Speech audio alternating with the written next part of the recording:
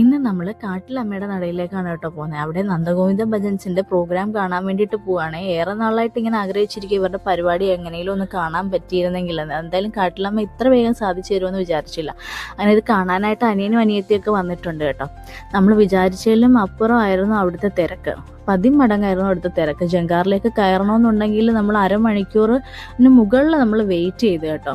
ഒന്നും ചെയ്യാൻ പറ്റാത്തൊരവസ്ഥയായിപ്പോയി. കാട്ടിലമ്മയ്ക്ക് വൃശ്ചികം 1 മുതൽ 12 വരെ അവിടെ മഹോത്സവമാണല്ലോ. അപ്പോൾ എല്ലാവരും നാനാഭാഗത്തുനിന്നും ആളുകൾ ഇവിടെ വരാറുണ്ട്. അങ്ങനെ ഒരു വിധത്തിൽ എന്തായാലും നമ്മൾ അക്കരെ പിടിച്ചു കേട്ടോ. അക്കരെ ചെന്ന് നമ്മൾ നേരെ കാണുന്ന ഒരു ആർച്ചാണ് കേട്ടോ. എന്ത് ഭംഗിയല്ലേ കാണാനായിട്ട്.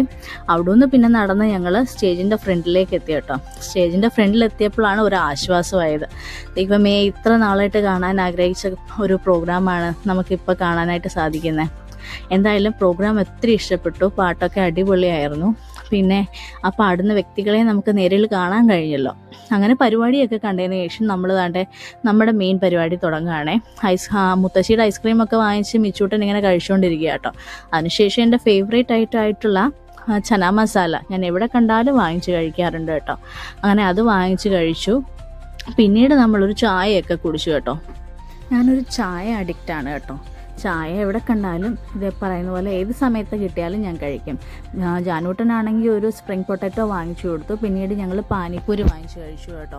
നമ്മുടെ നോർത്ത് ഇന്ത്യയിൽ കിട്ടുന്ന അത്രയും ടേസ്റ്റ് ഒന്നും നമ്മുടെ നാട്ടിൽ കിട്ടില്ല. പക്ഷെ നോർത്ത് ഇന്ത്യ കഴിക്കുകയാണെങ്കിൽ സൂക്ഷിച്ചും കണ്ടും കഴിച്ചില്ലെങ്കിൽ നല്ല കടയിൽ നിന്ന് കഴിച്ചില്ല പണി കിട്ടും കേട്ടോ. പിന്നീട് അവിടുന്ന് ഞങ്ങളിങ്ങനെ അവിടെ കുറച്ച് നേരം കറങ്ങി നടന്നു. അതിനുശേഷം വീട്ടിലേക്ക് പോയിട്ടോ. അപ്പോൾ ഇന്നത്തെ വീഡിയോ ഇത്രയേ ഉള്ളൂ. ഇഷ്ടമെങ്കിൽ please like, share, subscribe. Thank you.